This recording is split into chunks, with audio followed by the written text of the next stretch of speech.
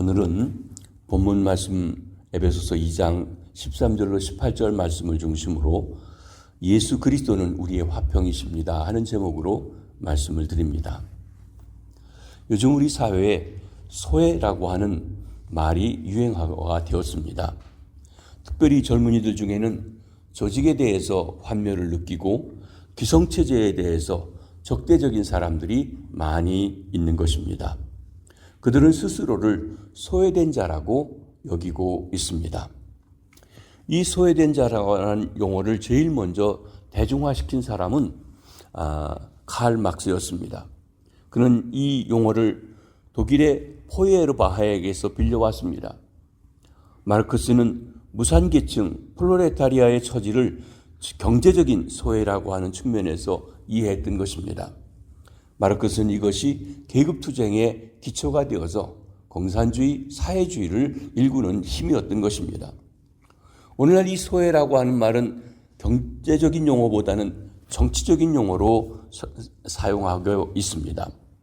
소외는 현재 상태에 대한 불만을 의미할 수 있고 그것을 변화시키지 못하는 무기력한 의미로 사용되기도 합니다. 소외란 말이 우리 주변에 만연되어 있는 현상인 것입니다. 그런데 성경은 이 포에르바흐나 막스보다도 훨씬 전부터 인간의 근본적인 소외에 대해서 말씀하고 있습니다.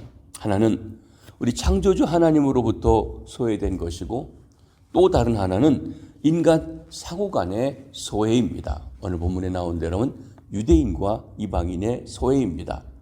요즘 우리대로 한다고 하면 백인과 흑인 또 인종적인 소외도 이야기할 수 있을 것입니다. 에베소서에서 이 두 가지 형태의 소외가 모두 언급되고 있고 그것을 해결하려고 하는 것입니다. 4장 18절에는 하나님의 생명에서 떠나 있다. 하나님에게서 소외된 것입니다. 그리고 2장 12절에서는 그때 너희는 그리스도 밖에 있었고 이스라엘 나라 밖의 사람이다. 밖에라고 하는 이 말씀을 말씀하고 있습니다. 에베소서 2장은 이 이중적인 소외 문제를 다루면서 그것을 화해로 바꾸시려고 하는 것이 주제인 것입니다. 2장 1절로 10절에서 인간은 하나님으로부터 소외된 자라고 묘사되었습니다. 인간은 죄와 허물로 죽었고 본질상 진노의 자녀였던 것입니다. 그리고 2장 11절로 23절에서는 이방인들은 하나님의 백성인 이스라엘 나라로부터 소외된 자라고 기술되고 있던 것입니다. 이 소외의 문제를 해결하러 오신 분이 바로 우리 주님 예수 그리스도이십니다. 예수 그리스도 안에서 예수 그리스도의 피로 화평이 이루어집니다. 13절 말씀입니다. 이제는 전에 멀리 있던 너희가 그리스도 예수 안에서 그리스도의 피로 가까워졌느니라. 그리스도 예수 안에서 가까워졌다고 했습니다. 가깝다, 멀다. 이것은 그리스도 안에서 변화된 현재의 삶, 가까워졌다라고 하는 것을 말합니다. 과거에 에베소 교회 이방인들이 멀리 있었다는 것은 하나님에게서 멀리 있었다는 것을 말씀합니다. 동시에 하나님의 백성인 이스라엘에게서 멀리 떨어져 있었음을 말해주고 있습니다. 따라서 그들이 가까워졌다는 것, 하나님과 가까워졌습니다. 하나님을 알고 믿게 되었습니다. 놀랍게 지금 하나님께 가까이 와서 영적인 복과 축복을 누리는 자들이 되었던 것입니다. 이렇게 될 수 있었던 것은 예수 그리스도의 피로 가까워진 것입니다. 예수 그리스도의 역사적인 사건입니다. 멀리 있던 이방인들이 가까워질 수 있었던 것, 예수 그리스도의 피 때문입니다.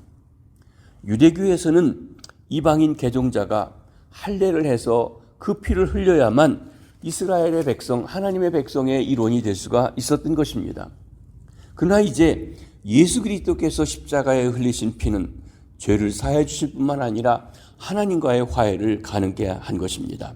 따라서 에베소 교회 이방인 성도들은 그리스도의 피를 힘입어서 하나님께 가까이 나아갈 수 있으며 또한 하나님의 백성이 되어서 하나님이 예비하신 축복을 누리게 된 것입니다. 두 번째로 예수 그리스도는 화평을 이루기 위해서 십자가에서 피 흘려 주셨습니다. 여기 14절에 보면 그는 우리의 화평이신지라 둘로 하나를 만드사 원수된 것 곧 중간에 막힌 담을 자기 육체로 허셨다. 중간에 막힌 담을 허셨다고 그랬습니다.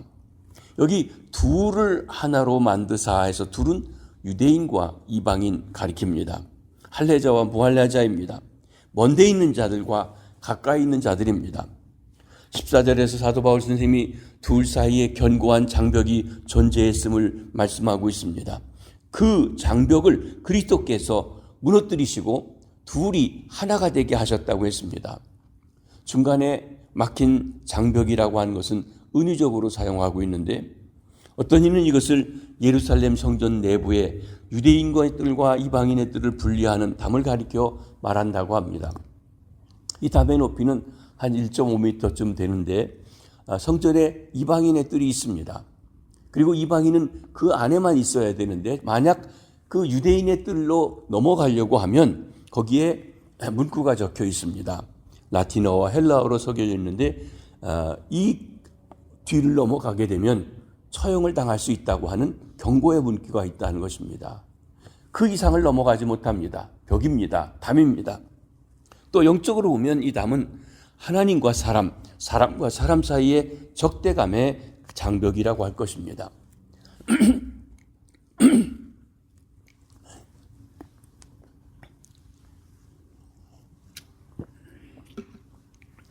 이는 예수님께서 십자가에 달려 죽으실 때 파괴되었습니다. 우리가 아는 것처럼 예수님께서 십자가에 달려 돌아가실 때 성소와 지성소를 가로막고 있는 한 휘장이 위에서부터 밑으로 둘로 쫙 갈라져서 중간에 막혀있는 담이 없어지게 되었습니다. 주님의 십자가가 하나님과의 간격을 이렇게 열어준 것입니다. 이때부터 예수 그리스도 안에서 유대인과 이방인은 막힌 담이 없어 하나가 되었습니다. 한 백성이 될 수 있는 것입니다. 오직 예수 그리스도 안에서 예수 그리스도를 통하여 하나님께 나아가는 길이 열려진 것입니다. 사랑하는 성도 여러분, 우리 사람들 사이에 막힌 담은 없으신지요? 우리 주님 예수 그리스도께서 그 막힌 담을 허시기 위해 십자가에 달리셨는데 우리는 또 담을 쌓아 서로를 구분하고 소외시키고 계시지는 않으신지요? 그리스도의 피만이 막힌 담을 헐어서 하나가 되게 하십니다. 예수 그리스도는 우리의 화평이십니다. 또 15절에 보면 법조문으로 된 계명을 폐하셨다고 하십니다.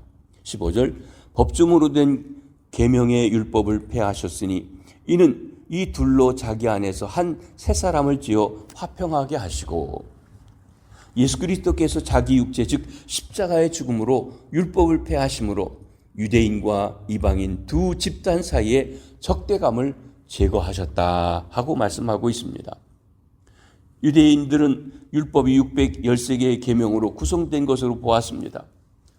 우리가 성경을 읽어보게 되면 그 율법은 할례법, 음식법, 안식일 같은 특별 외식법이 있고 시민법, 도덕법들도 있습니다.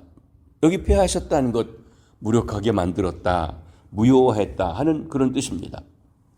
우리는 그리스도께서 십자가에 죽으심으로 율법을 무력하게 했다고 하는 이 말씀, 충격적으로 들리는 것입니다. 그러나 이 진술은 유대인과 이방인의 관계에서 이해해야 합니다. 하나님께서는 선한 의도로 율법을 주셨습니다. 하나님의 뜻을 담아주셨습니다. 인간이 그 뜻을 따라 살아가도록 하신 것입니다. 하나님의 백성으로 선택된 유대인들은 그 율법으로 인해서 이방인들에 대해서 우월의식을 갖게 되었습니다. 율법의 준수는 유대인들의 선민의식과 패타주의를 불러일으켰던 것입니다. 결과적으로 적대감의 중요한 원인이 되었습니다. 우리는 깨끗한 백성인데 저들은 아무거나 먹는 더러운 백성이라고 사람 취급을 하지 않게 되었던 것입니다. 만약 율법이 없었다면 유대인들은 이방인들을 부정한 존재로 멸시하지 않았을 것입니다. 또한 율법에 근거한 독특한 생활 방식도 택하지 않았을 것입니다. 이방인들에게 배척당하지도 않았을 것입니다. 따라서 그리스도께서 모세율법을 무력하게 하신 것, 율법에 나타난 하나님의 영원하신 뜻을 폐기했다든지 율법의 도덕적인 계명 자체를 폐기하셨다는 것을 말씀하는 것이 아닙니다. 유대인과 이방인을 분리하고 두 집단 사이에 적대감을 불러일으킨 원인으로서의 율법을 무력화했다는 말씀입니다. 신약이 와서 로마서 8장 2절에 이런 말씀이 있습니다. 율법과 이 그리스도의 피의 관계입니다. 이는 그리스도 예수 안에서 생명의 성령의 법이 죄와 사망의 법에서 너를 해방하였습니다.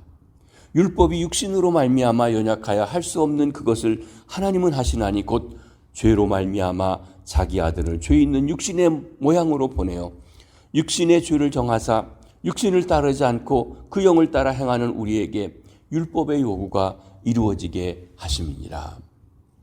우리 인간은 육신이 약해서 율법의 요구를 이룰 수 있는 힘이 없습니다. 그렇기 때문에 율법의 정죄를 받습니다. 그런데 하나님의 아들이 이 땅에 오셔서 육신대로 살면서 그 율법의 요구를 다 이루신 것입니다. 이제 우리가 예수 그리스도 안에 있다고 하는 것은 율법의 요구를 다 이루신 분 안에 있기 때문에 율법을 따르지 않아도 의롭다함을 받게 되어진 것입니다. 이것은 율법의 완성이 되시기 때문에 그렇습니다. 로마서 10장 4절에 이렇게 말씀하십니다. 그리스도는 모든 믿는 자에게 의를 이루시기 위해서 율법의 마침이 되니라. 율법이 그리스도에게서 완성됐어요. 율법의 목적이 그리스도이십니다. 이제 그렇기 때문에 그리스도 안에 있다고 하면 생명의 성령의 법이 주관하는 새로운 질서가 시작되어진 것입니다. 예수 그리스도는 우리의 화평이십니다. 예수 그리스도를 통해 하나님께 나아가며 인종적인 구별도 없어지게 되었습니다. 그것이 우리가 예수 그리스도를 믿어야 하는 이유가 되기도 한 것입니다. 더 나아가 16절에서는 십자가로 원수된 것을 소멸했다고 하셨습니다. 16절입니다. 또 십자가로 이 둘을 한 몸으로 하나님과 화목하게 하심이라. 원수된 것을 십자가로 소멸하시고, 원수된 것, 이 말은 적대감, 적개심 의미합니다. 이것은 유대인과 이방인들이 서로 가지고 있던 적대감을 가리켜 말씀합니다. 이 적대감은 주로 자신들을 하나님의 특별한 백성으로 생각하고 이방인들과 자신들을 분리했던 유대인들 때문에 생겨진 것입니다.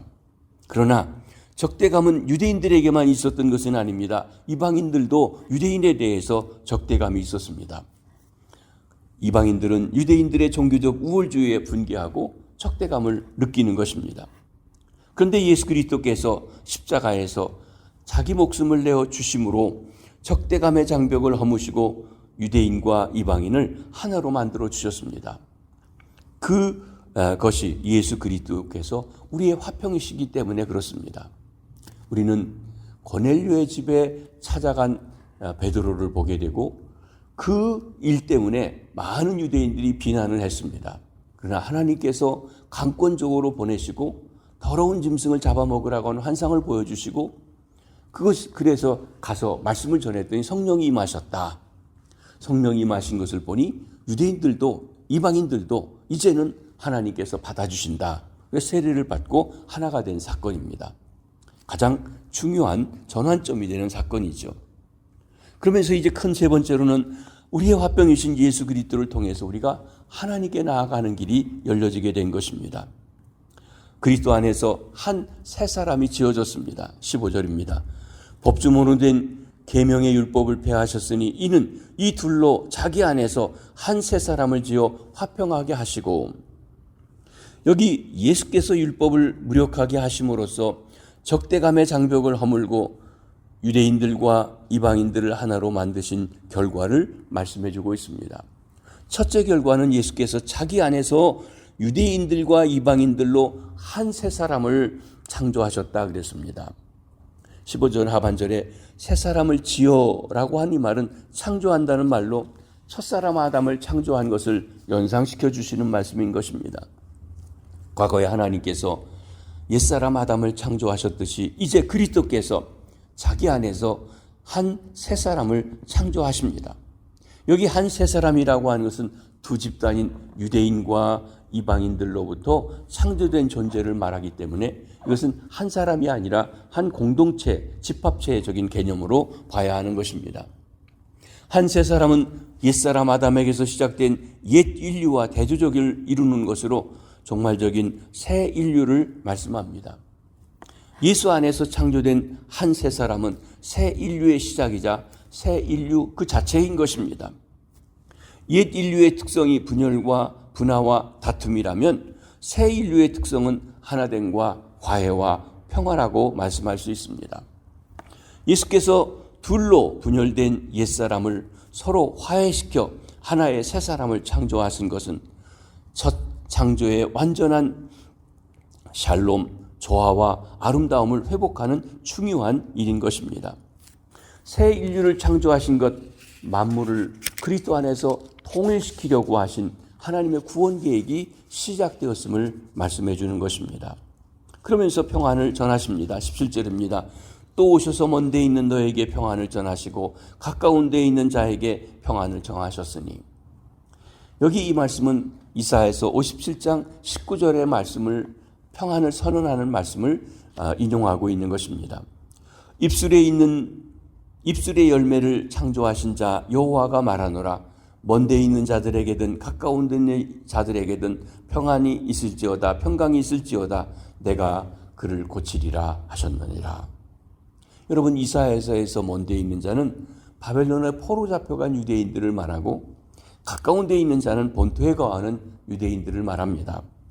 그런데 에베소서 본문에서 먼 데 있는 자는 이방인들이고 가까운 데 있는 자들은 유대인들을 가리켜 말합니다. 예수님은 이스라엘의 잃어버린 양들을 위해서 사역하셨습니다. 예수님은 유대 밖을 나가신 적이 없습니다. 그러나 예수께서 십자가에서 평화를 이루시고 부활 승천하신 후 오순절 성령으로 오셔서 사도들을 통해서 비로소 평화의 복음을 유대민족의 장벽을 넘어서 본격적으로 이방인들에게도 전하기 시작하셨던 것입니다. 오늘날에도 그리스도는 십자가로 이루신 그 평화의 복음을 복음의 사역자들을 통해서 말씀을 통해서 성령으로 온 세상 사람들에게 증거됩니다. 어떤 인종에 구별되지 않고 나아갑니다. 그것이 140여 년 전에 우리 대한민국에게도 전해지게 되어진 것입니다. 그래서 둘이 한 성령으로 하나님께 나아가는 길이 열려졌습니다. 18절입니다. 이는 그로 말미암아 우리 둘이 한 성령 안에서 아버지께 나아감을 얻게 하려 함이라. 이제 유대인이든 이방인이든 성령을 통해서 하나님께 나아갑니다. 그리스도께서 십자가로 평화를 이루사 그 평화를 이방인들과 유대인들이 선포하였음을 구체적인 증거를 보여주는데 그것은 지금 그들이 함께 하나님께 나아가게 되었다는 것입니다. 그 둘은 그리스도로 서로 화목하게 된 믿는 유대인들과 믿는 이방인들을 가리켜 말합니다. 유대인들과 이방인들이 한 공동체를 형성하였음을 보여주고 있습니다. 그것은 그리스도로 창조되고 한 성령 안에서 실현되고 유지되며 하나님 아버지께 나아가는 공동체, 곧 교회를 가리켜 말씀합니다. 한 몸이란 한 세 사람과 같은 표현으로 교회, 그리스도의 몸을 말씀합니다. 하나님께서 그리스도 안에서 우리를 자기 아들과 딸로 받아주신 것입니다. 이제는 유대인이냐 이방인이나 차별이 없습니다. 모두 믿음으로 말미암아 예수 그리스도 안에서 하나님의 아들이 되는 길이 열려진 것입니다. 흑인이나 백인이나 한국 사람이나 일본 사람이나 누구나 다 예수 그리스도를 믿음으로 하나님의 자녀가 되는 길은 하나밖에 없고 그리스도인이라고 한 민족이 된 것입니다. 과거에 원수되었던 유대인과 이방인들이 한 성령 안에서 하나 되어 아버지께 나아가는 것, 그 둘 사이에 그리고 둘과 하나님 사이에 평화가 실현되었음을 보여줍니다. 이것은 그리스도께서 창조하신 하나님의 한 새로운 인류 곧 교회의 모습입니다. 교회가 무엇입니까? 교회는 과거에 원수되었던 사람들조차 그리스도의 십자가를 통해서 화해를 경험하고 한 성령 안에서 하나가 되어 함께 손잡고 한 아버지 앞에 나아가는 연합 그리고 평화 공동체인 것입니다. 우리가 그리스도의 보혈로 구원받은 사람들이 모여진 공동체입니다. 우리 시온 성결교회도 친정 그리스도를 통하여 어떤 사람이든지 하나가 되는 연합 그리고 평화의 공동체가 되어서 그리스도를 드러내고 하나님께 영광 돌리는 아름답고 귀한 주님의 교회 되시기를 주의 이름으로 축복합니다. 오늘도 주 안에서 승리하는 복된 날 되시기를 바랍니다. 우리가 어느 곳에 있든지 그리스도를 통하여 하나 되는 이 일을 기억하고 주님 안에서 모든 사람들을 품고 나가는 믿음의 사람들 되시기를 바랍니다. 기도하겠습니다. 주님, 이 아침에 저희들에게 에베소서의 말씀을 통해서 유대인이든 이방인이든 모두가 그리스도의 보혈로 하나님께 나아가는 하나님의 자녀가 되는 한 사람이 되었고, 그러기에 유대인이든 이방인이든 서로가 서로를 받고 화목하고 화평하게 살라고 하셨습니다. 하나님이 인간을 창조하신 원래의 목적대로 하나님, 저희들이 진정 평화를 누리고 그리고 연합을 누리고 조화를 가지며 샬롬을 누리며 살아가는 아름다운 삶을 살아갈 수 있게 해주시옵소서. 그리스도를 통하여 그리스도 안에서 하나님이 온 인류 그리고 세계 만물을 통일하고 하시려고 하는 하나님의 구원 계획이 이제 교회를 통하여 시작되었고 그 일을 완수해 가시는데 교회가 교회의 사명을 감당하여 하나님께 영광 돌리게 하여 주시옵소서. 다음 세대 목회자들 컨퍼런스에 시애틀에 있는 컨퍼런스에 가신 우리 담임 목사님 네 분과 그 모임에 기름 부어 주셔서 아름답고 복된 다음 세대 목회자들 준비하는 시간 되게 도와주시옵소서. 오늘도 무더위 속에서 하나님 하루를 시작하는 우리 모든 시온교회 성도들 일터에서 사업장에서 가정에서 새로운 학기를 맞이해서 학원에서 그리고 병상에서 주의 돌보심과 은혜가 평강히 함께해 주시고 하나님 세임 주셔서 모든 환경 속에 하나님의 영광을 드러내며 살게 해 주시옵소서. 그리고 그리스도의 보혈로 하나 되게 한 이 사실 때문에 어떤 형태의 사람이든 맞을 수 있는 하나님이여 그 은혜를 우리들에게 허락하여 주시옵소서. 우리가 태국에 뿌리고 온 복음의 씨가 아름답게 열매 맺도록 그들을 축복하시고 은혜 베풀어 주시고 사역자들을 보내시고 물 부어 주시고 자라게 하여 주시옵소서. 오늘 하루도 승리하게 해주실 줄 믿습니다. 감사합니다. 축복합니다. 예수님 이름으로 기도하옵나이다. 아멘. 자유로 기도하시다가 돌아가시겠습니다.